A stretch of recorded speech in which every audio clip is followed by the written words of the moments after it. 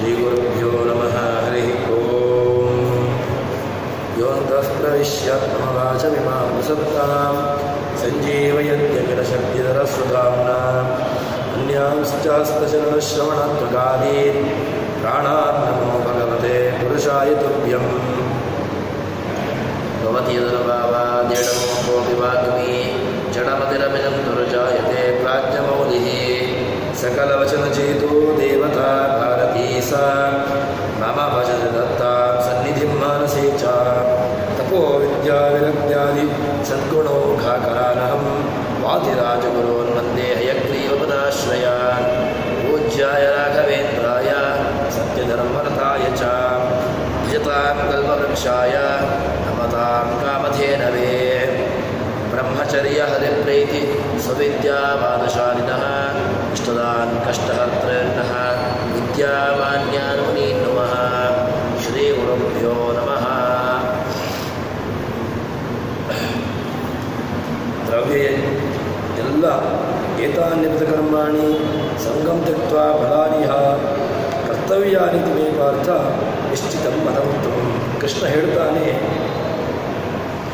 ಯಜ್ಞ ದಾನ ತಪಸ್ಸು ಇವೆಲ್ಲವನ್ನೂ ಕೂಡ ಮಾಡಬೇಕು. ಆದರೆ ಹೇಗೆ ಮಾಡಬೇಕು ಅಂತ ಕೇಳಿದರೆ ಅದರಲ್ಲಿ ವಿಪರೀತವಾಗಿರತಕ್ಕಂತಹ ಮಮತೆಯನ್ನು ಬಿಡಬೇಕು.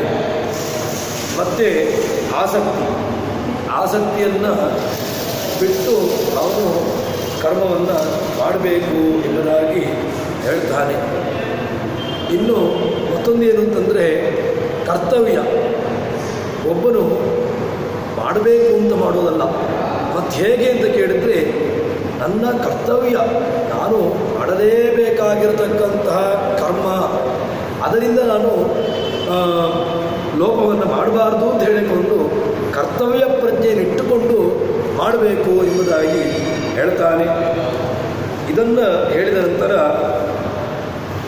ಕೃಷ್ಣ ಹೇಳ್ತಾನೆ, ನಿಯತಸ್ಯ ಸನ್ಯಾಸ ಕರ್ಮಣೋ ನವಬದ್ಧತೆ ಮೋಹಾತಸ್ಯ ಪರಿತ್ಯಾಗ ತಾಮಸಃ ಪರಿಕೇತತಃ. ಈಗ ವರ್ಣ ಆಶ್ರಮ ಉಚಿತವಾಗಿರತಕ್ಕಂತಹ ಕರ್ಮವನ್ನು ಬಿಟ್ಟರೆ ಆವಾಗ ಅದು ಸರಿ ತರಿಸಿಕೊಳ್ಳೋದಿಲ್ಲ. ಹೇಗೆ ಅಂತ ಕೇಳಿದರೆ, ಉದಾಹರಣೆಗೆ ಈಗ ಒಬ್ಬ ಗೃಹಸ್ಥನಿದ್ದಾನೆ. ಆ ಗೃಹಸ್ಥ ಅವನು ಪಾಣಿಗ್ರಹಣವನ್ನು ಮಾಡಿದ್ದೇನು, ತಾನು ಅವಳನ್ನು ಕಾಪಾಡ್ತೇನೆ ಅಂತ ಹೇಳಿಕೊಂಡು ಪಾಣಿಗ್ರಹಣವನ್ನು ಮಾಡಿರ್ತಾನೆ.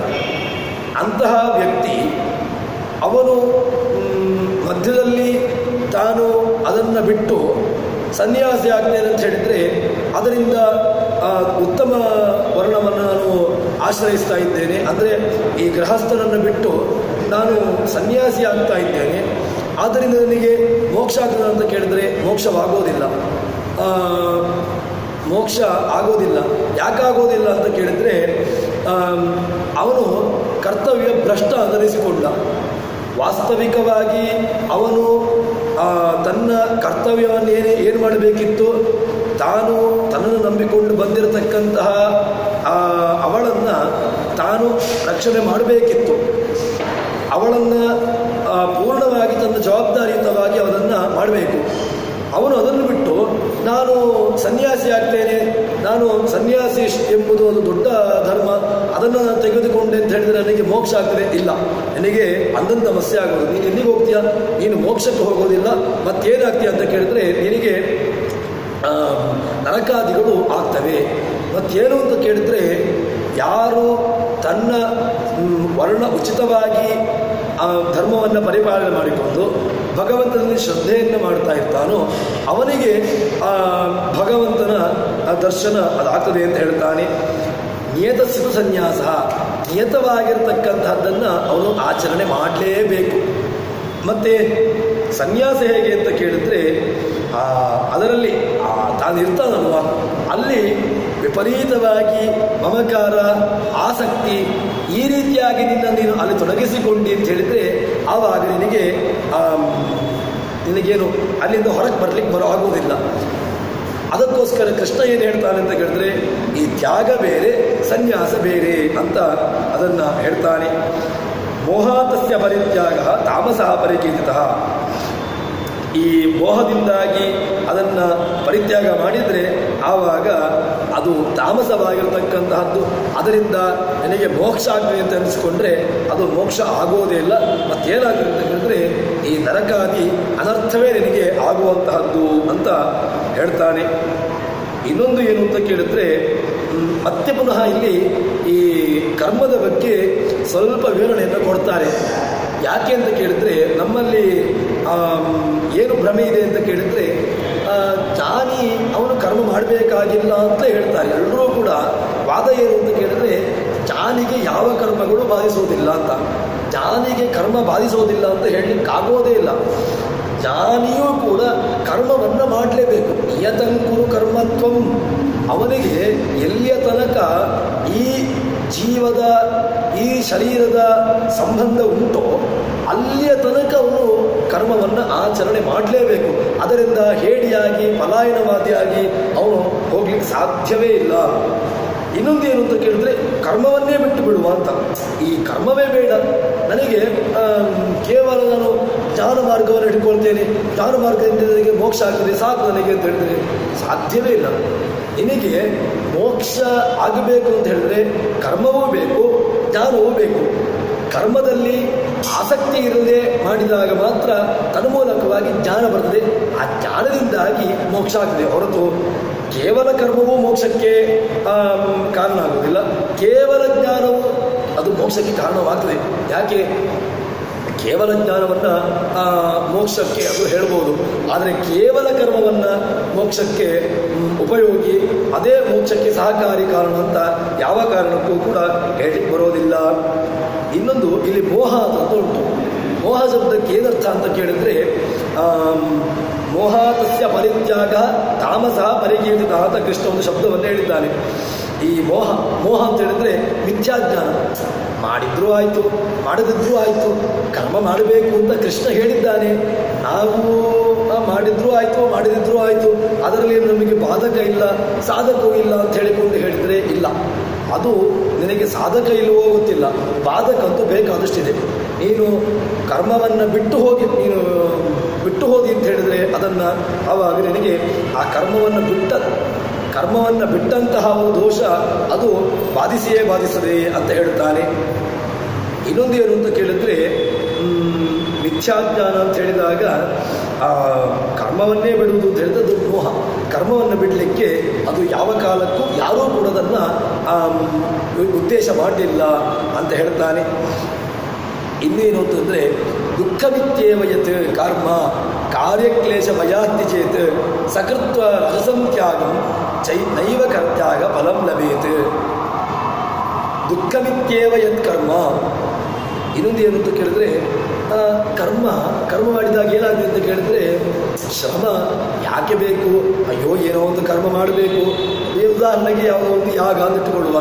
ಯಾಗ, ಅದರಿಂದ ಕ್ಲೇಶ, ಶಾರೀರಿಕ ದುಃಖ ಇತ್ಯಾದಿಗಳನ್ನು ಹೇಳಿದರೆ ಅದು ಸರಿ ಧರಿಸಿಕೊಳ್ಳೋದು.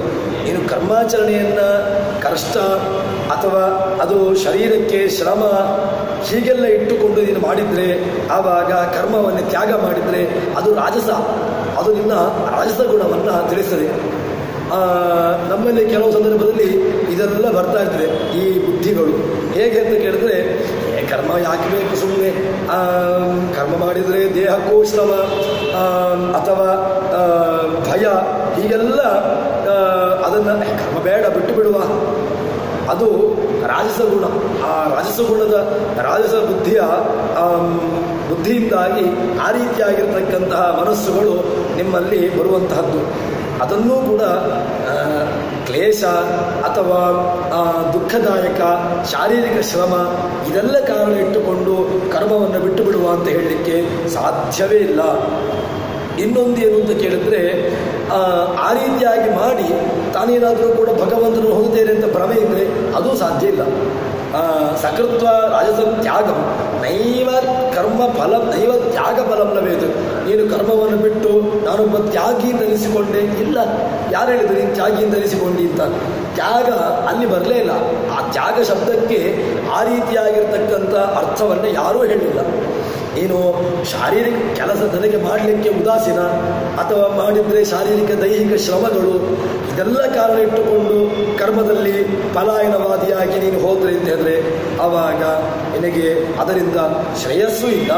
ಅದರಿಂದ ನಿನಗೆ ಏನಾಗಿದೆ ಅಂತ ಕೇಳಿದ್ರೆ ನರಕಾದಿಗಳೇ ಆಗುವಂತಹದ್ದು, ಅನರ್ಥಗಳೇ ಆಗುವಂತಹದ್ದು. ಇನ್ನೊಂದು ಎಂದು ಕೇಳಿದ್ರೆ ಭಗವಂತನ ಪ್ರೀತಿಯಂತೂ ನಿಶ್ಚಿತವಾಗಿಯೂ ಕೂಡ ಸಿಗ್ಲಿಕ್ಕೆ ಸಾಧ್ಯವೇ ಇಲ್ಲ ಅಂತ ಹೇಳ್ತಾನೆ. ಇನ್ನೊಂದು ದುಃಖ ಶಬ್ದಕ್ಕೆ ಏನರ್ಥ ಅಂತ ಕೇಳಿದ್ರೆ ಕರ್ಮವನ್ನು ಮಾಡಿದ ದುಃಖ. ಕರ್ಮ ಮಾಡ್ತಾನೆ, ಕರ್ಮ ಮಾಡಿದ ಮೇಲೆ ಅದರಿಂದ ಏನೋ ಒಂದು ರೀತಿಯಾಗಿರ್ತಕ್ಕಂಥ ದುಃಖಗಳು ಬರ್ತವೆ, ಬಂಧನಗಳು ಉಂಟಾಗ್ತವೆ. ಹೀಗೆಲ್ಲ ನಿನಗೆ ಯೋಚನೆ ಮಾಡಿದರೆ ನಿನಗೆ ಹಾಗಿದ್ರೆ ನೀನು ಅದನ್ನು ಹಾಗೆ ಆ ರೀತಿಯಾಗಿ ಕಾರಣ ಹೇಳಿಕೊಂಡು ನೀನು ಕರ್ಮವನ್ನು ಬಿಡ್ತಾ ಬಂದರೆ ಅದು ದುಃಖಕ್ಕೆ ಕಾರಣ. ಅದರಿಂದ ನಿನಗೆ ಮತ್ತೆ ಪುನಃ ನರಕಾದಿಗಳು ಆಗ್ತವೆ. ನರಕಾದಿಗಳು ಇನ್ನಷ್ಟು ದುಃಖದಾಯಕ. ನೀನು ಕರ್ಮವನ್ನು ಬಿಟ್ಟು ರಾಜಸ ದುಃಖವನ್ನು ಅನುಭವಿಸುವುದಕ್ಕಿಂತ ಅದನ್ನು ಬಿಟ್ಟರೆ ನಿನಗೆ ಮತ್ತೂ ಕೂಡ ದುಃಖದಾಯಕ. ಇನ್ನಷ್ಟು ದುಃಖವನ್ನು ಅನುಭವಿಸುವುದಕ್ಕಿಂತ ಕರ್ಮವನ್ನು ಮಾಡಿ ಒಂದಷ್ಟು ಜ್ಞಾನವನ್ನು ಪಡೆದುಕೊಂಡು ತನ್ಮೂಲಕವಾಗಿ ಭಗವಂತನನ್ನು ಹೊಂದುವಂತಹದ್ದು ಅದು ಉಚಿತ ಅಂತ ಹೇಳ್ತಾನೆ. ದುಃಖಂತು ಮಾನಸಂಜೇಯಂ ಆಯಾಸೋ ಬಾಹ್ಯ ಉಚ್ಯತೆ ವಿಶೇಷಸ್ಯ ವಿವಕ್ಷಾಯ ಅನ್ಯಥಾ ಸರ್ವಮೇವತು. ಈ ಮಾನಸ ದುಃಖ, ಬಾಹ್ಯವಾಗಿರತಕ್ಕಂಥ ಶಾರೀರಿಕ ದುಃಖ, ಇವೆಲ್ಲವೂ ಕೂಡ ಎರಡು ರೀತಿಯಾಗಿ ವ್ಯವಸ್ಥೆ. ದುಃಖ ಅಂತ ಹೇಳಿದರೆ ಕೆಲವೆಲ್ಲ ಮಾನಸಿಕವಾಗಿರ್ತಕ್ಕಂಥ ದುಃಖಗಳು, ಕೆಲವೆಲ್ಲ ಶಾರೀರಿಕವಾಗಿರತಕ್ಕಂತಹ ದುಃಖಗಳು. ಹೀಗೆ ವ್ಯವಸ್ಥಿತವಾಗಿ ಅಲ್ಲಿ ಇರುವಂತಹದ್ದು ಅಂತ ಹೇಳ್ತಾರೆ. ಕಾರ್ಯಮಿತ್ಯೇವ ಯತ್ಕರ್ಮ ನಿಯತಂ ಕುರುತೆ ಅರ್ಜುನ ಸಂಗಂ ತ್ಯಕ್ತ್ವಾ ಫಲಂ ಚೈವ ಸತ್ಯಾಗ ಸಾತ್ವಿಕೋ ಮತಃ. ಸಾತ್ವಿಕ ಅಂತ ಹೇಳಿದರೆ ಯಾವುದು ಅಂತ ಕೇಳಿದ್ರೆ ಆ ಸಾತ್ವಿಕವನ್ನು ಹೇಳ್ತಾನೆ ಕೃಷ್ಣ ಅರ್ಜುನನಿಗೆ. ನಿಯತಂಕುರು ಕರ್ಮ ನಿಯತಂಕರ್ಮ. ನೀನು ನಿನಗೆ ಅಂದರೆ ಏನಾಯಿತು? ನಿಯತಂಕುರು ಕರ್ಮತ್ವಂ. ನನ್ನ ನಿಯತವಾಗಿರತಕ್ಕಂತಹ ಕರ್ಮವನ್ನು ನಾನು ಮಾಡಲೇಬೇಕು. ಬ್ರಹ್ಮಚಾರಿಗೆ ಅವನಿಗೆ ಹೇಳಿರ್ತಕ್ಕಂತಹ ಕರ್ಮ, ಗೃಹಸ್ಥನಿಗೆ, ವಾನಪ್ರಸ್ಥನಿಗೆ, ಸನ್ಯಾಸಿಗೆ ಆಯಾಯ ಧರ್ಮಕ್ಕೆ ಹೇಳಿರ್ತಕ್ಕಂತಹ ಕರ್ಮ, ಅಥವಾ ನೀನು ಬ್ರಾಹ್ಮಣ, ಕ್ಷತ್ರಿಯ, ವೈಶ್ಯ, ಶೂದ್ರ ಈ ರೀತಿಯಾಗಿರ್ತಕ್ಕಂಥ ವರ್ಣ ವ್ಯವಸ್ಥೆಯಲ್ಲಿರ್ತಕ್ಕಂತಹ ಕರ್ಮ. ಒಬ್ಬೊಬ್ಬರಿಗೆ ಒಂದೊಂದು ರೀತಿಯಾಗಿರ್ತಕ್ಕಂತಹ ಕರ್ಮವನ್ನು ಆದೇಶ ಮಾಡಿದ್ದಾನೆ. ಆಯಾಯ ಕರ್ಮವನ್ನು ಮಾಡಲೇಬೇಕು. ಅದರಿಂದ ನಾನು ಪಲಾಯನವಾದಿಯಾಗಿ ಅದರಿಂದ ತಾನು ಬಿಟ್ಟು ನನಗೆ ಮೋಕ್ಷದ ದಾರಿ ನಡೀತೇನೆ ಆಗುವುದೇ ಇಲ್ಲ. ನಿನಗೆ ಮೋಕ್ಷ ಬೇಕು, ಹೌದು. ಮೋಕ್ಷ ಬೇಕು ಅಂತ ಹೇಳಿದ್ರೆ ನಿನಗೆ ದಾರಿಗಳು ಬೇಕಲ್ವ, ಮಾರ್ಗಗಳು ಬೇಕಲ್ವ. ನೀನು ಮಾರ್ಗವನ್ನು ಹಿಡ್ಕೊಳ್ಳದೆ ಅದಕ್ಕೆ ಬೇಕಾಗಿರ್ತಕ್ಕಂತಹ ಸಲಕ ಯಾವ ಮಾರ್ಗವನ್ನು ಉಪಯೋಗಿಸ್ಕೊಳ್ಬೇಕು ಆ ರೀತಿಯಾಗಿರ್ತಕ್ಕಂತಹ ಮಾರ್ಗವನ್ನು ಉಪಯೋಗಿಸ್ಕೊಳ್ಳದೆ ನೀನು ನೇರವಾಗಿ ಭಗವಂತನನ್ನು ಕಾಣ್ತೇನೆ ಇಲ್ಲ ಎಂದು ಆಗೋದಿಲ್ಲ. ಕರ್ಮವನ್ನು ಮಾಡಬೇಕು, ತನ್ಮೂಲಕವಾಗಿ ನೀನು ಭಗವಂತನನ್ನು ಕಾಣುವಂತಹದ್ದು. ಕರ್ಮ ಮಾಡಲೇಬೇಕು ಅಂತ ಹೇಳಿಕೊಂಡು ಮತ್ತೊಂದು ಏನು ಅಂತ ಕೇಳಿದ್ರೆ ಈ ಕರ್ಮ ಯತಂ ಕಾರ್ಯವಿತ್ಯೇವ ಯತ್. ನನ್ನ ಕರ್ಮ ನಾನು ಮಾಡಲೇಬೇಕಾಗಿರ್ತಕ್ಕಂಥದ್ದು ಒಂದು ಮೊದಲನೆಯದು. ಏನೊಂದು ನಿಯತ, ಏನೊಂದು ಅಭಿಮಾನ ಇರಬಾರ್ದು. ಅದು ಮೊದಲಿಂದಲೂ ಕೂಡ ಕೃಷ್ಣ ಒತ್ತು ಕೊಟ್ಟದ್ದು ಯಾವುದಕ್ಕೆ ಅಂತ ಕೇಳಿದ್ರೆ ಅಭಿಮಾನವನ್ನು ಬಿಡಬೇಕು ಅಂತ ಹೇಳಿದ. ಈ ಅಭಿಮಾನವನ್ನು ಬಿಡಬೇಕು. ಇನ್ನೊಂದು ಏನು ಅಂತ ಕೇಳಿದ್ರೆ ಫಲವನ್ನು, ಆಸೆಯನ್ನು ಬಿಡಬೇಕು. ಅದು ಮೂರನೆಯದು. ಇನ್ನು ವರ್ಣಾಶ್ರಮ ವಿಹಿತವಾಗಿರ್ತಕ್ಕಂತಹದ್ದನ್ನು ಮಾಡುವುದು. ಆಯಾಯ ವರ್ಣಕ್ಕೆ ಯಾವ ಯಾವ ಕರ್ಮವನ್ನು ಹೇಳಿದ್ದಾರೋ ಅದನ್ನು ನೀನು ಮಾಡಿಕೊಂಡು ಬಂದರೆ ನಿನಗೆ ತನ್ಮೂಲಕವಾಗಿ ನಿನಗೆ ಭಗವಂತ ಸಿಗ್ತಾನೆ. ಯಾರು ಯಾವುದನ್ನು ಮಾಡಬಾರ್ದು ಅದನ್ನು ಮಾಡಿ ನಾನು ದೇವರನ್ನು ಪಡ್ಕೊಳ್ತೇನೆ, ಇಲ್ಲ, ಅದು ಆಗುವುದಿಲ್ಲ. ಇದೊಂದು ಕುಹಕ. ಏನಾಗ್ತದೆ ಅಂತ ಕೇಳಿದ್ರೆ ನನಗೆ ಯಾವುದೋ ಒಂದು ಧರ್ಮವನ್ನು ಹೇಳಿದ್ದಾರೆ. ಈಗ ಗೃಹಸ್ಥನಿಗೆ ಹೇಳಿರ್ತಕ್ಕಂತಹ ಧರ್ಮವನ್ನು ಬಿಟ್ಟು ನಾನು ಗೃಹಸ್ಥನಾಗಿರುವಾಗಲೇ ಯಾವುದು ಯತಿಯ ಧರ್ಮವನ್ನು ಪಾಲನೆ ಮಾಡಿಕೊಂಡು ಹೋಗುವಂತಹದ್ದು. ಅದರಿಂದ ನನಗೆ ಮೋಕ್ಷ ಆಗ್ತದ? ಇಲ್ಲ, ಮೋಕ್ಷ ಆಗೋದಿಲ್ಲ. ಮತ್ತೇನಾಗಿದೆ? ನನಗೆ ಅಂಧ ಸಮಸ್ಯೆ ಆಗುವಂಥದ್ದು. ಅದರಿಂದ ನಿನಗೆ ಯಾವುದನ್ನು ಹೇಳಿದ್ದಾನೋ, ಯಾವುದನ್ನು ಉದ್ದೇಶ ಮಾಡಿ ನಿಯತವಾಗಿ ಹೇಳಿದ್ದಾರೋ ಅದನ್ನು ನೀನು ಮಾಡಬೇಕು. ಅದರಿಂದ ನಿನಗೇನಾಗಿದೆ? ಮೋಕ್ಷ ನಿಶ್ಚಿತ. ಅದರಿಂದ ನೀನು ಮಾಡಿದರೆ ಪ್ರಾಮಾಣಿಕವಾಗಿ ಮಾಡಬೇಕು. ಪ್ರಾಮಾಣಿಕವಾಗಿ ಮಾಡಿದ್ರಿಂದಾಗಿ ನಿನಗೆ ಮೋಕ್ಷದಲ್ಲಿ ಯಾವುದೇ ಭಯ ಬೇಡ, ಮೋಕ್ಷ ನಿಶ್ಚಿತವಾಗಿ ಸಿಗ್ತದೆ. ಆದರೆ ಅವನ ಕೆಲವೆಲ್ಲ ನಿಯಮಗಳುಂಟು. ಆಸೆ ಬಿಡಬೇಕು, ಮಾಡಲೇಬೇಕು ಅಂತ ಮಾಡಬೇಕು, ಮನಸ್ಸಿನಲ್ಲಿ ಮಾಡುವ ಇಲ್ಲಾಂದ್ರೆ ಬಿಟ್ಟು ಬಿಡುವ ಹಾಗಿರಬಾರ್ದು. ಇದು ನನಗೆ ಕರ್ತವ್ಯ, ನನ್ನ ಮಾಡಲೇಬೇಕು. ಈಗ ಹೇಗೆ ಅಂತ ಕೇಳಿದ್ರೆ, ಒಬ್ಬ ಅಧ್ಯಾಪಕ ಇರ್ತಾನೆ, ಅವನ ಕೆಲಸ ಏನು? ಅಧ್ಯಾಪನ ವೃತ್ತಿ. ಅಧ್ಯಾಪನ ವೃತ್ತಿಯನ್ನ ಮಾಡಿದ್ರೆ ಮಾಡುವ, ಇಲ್ಲದ್ರೆ ಬಿಟ್ಟು ಬಿಡುವ. ಇಲ್ಲ, ಅದರಿಂದ ಏನಾಗ್ತದೆ? ಮಕ್ಕಳಿಗೆ ನಷ್ಟ. ಇವನಿಗೆ ಬರುವಂತಹದ್ದು ಬರ್ತಾ ಇರ್ಬೋದು, ಇವನಿಗೆ ಸಂಬಳವೋ ಏನೋ ಬರ್ತಾ ಇರ್ತದೆ. ಆದರೆ ಅವನು ತನ್ನ ಕಾರ್ಯದಲ್ಲಿ ಲೋಪವನ್ನು ಮಾಡ್ತಾ ಇದ್ದಾನೆ. ಏನು ಅವನ ಕರ್ತವ್ಯ ಏನಿತ್ತು? ಅವನ ಕರ್ತವ್ಯ ಬೋಧಕ, ಏನು ಮಕ್ಕಳಿಗೆ ಬೋಧಿಸಿ ತನ್ಮೂಲಕವಾಗಿ ಅವನ ಕರ್ಮದ ಅದರಿಂದ ಏನು ಫಲವನ್ನು ಬಯಸುವಂಥದ್ದು, ಇದು ಅವನ ಕರ್ತವ್ಯ. ಅದನ್ನು ಬಿಟ್ಟು ಇವನು ಅದನ್ನು ಮಾಡದೆ ಅದರಿಂದ ಬಿಟ್ಟು ಬಿಟ್ಟರೆ ಆವಾಗ ಹೇಗೆ ಅದು ಅನರ್ಥಕ್ಕೆ ಕಾರಣವಾಗುವುದು? ಅದೇ ರೀತಿಯಾಗಿ ನೀನು ನಿನ್ನ ವರ್ಣಕ್ಕೆ ಉಚಿತವಾಗಿರ್ತಕ್ಕಂಥ ಧರ್ಮವನ್ನು ಪರಿಪಾಲನೆ ಮಾಡಿಕೊಂಡು ತನ್ಮೂಲಕವಾಗಿ ಭಗವದ್ ಅನುಗ್ರಹಕ್ಕೆ ಪಾತ್ರನಾದಿ ಅಂತ ಹೇಳಿದರೆ ಅದು ನಿನಗೆ ಶ್ರೇಯಸ್ಸಿಗೆ ಕಾರಣ.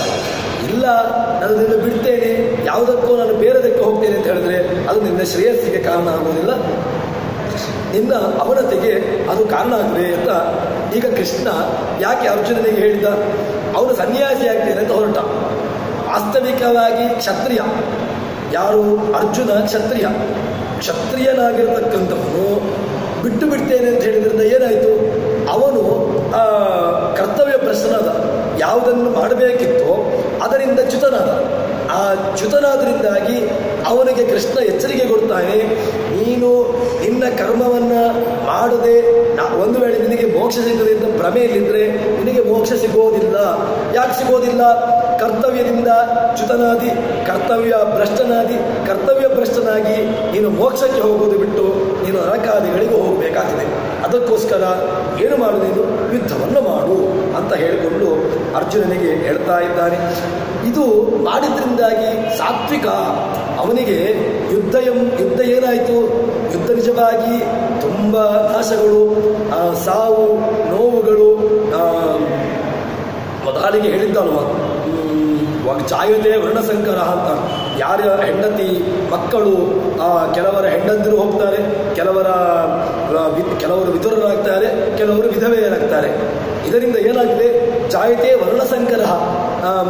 ಎಲ್ಲಿಂದ ಎಲ್ಲಿಗೂ ಏನೇನೋ ಅವ್ಯವಸ್ಥೆಗಳಾಗಿ ವರ್ಣಸಾಂಕರ್ಯ ಉಂಟಾಗಬಹುದು ಅಂತ ಹೇಳಿಕೊಂಡು ಕೃಷ್ಣನಿಗೆ ಆರಂಭದಲ್ಲಿ ಅರ್ಜುನ ಜಾಗೃತಿ ಅಂತ ಹೇಳಿದ್ದ.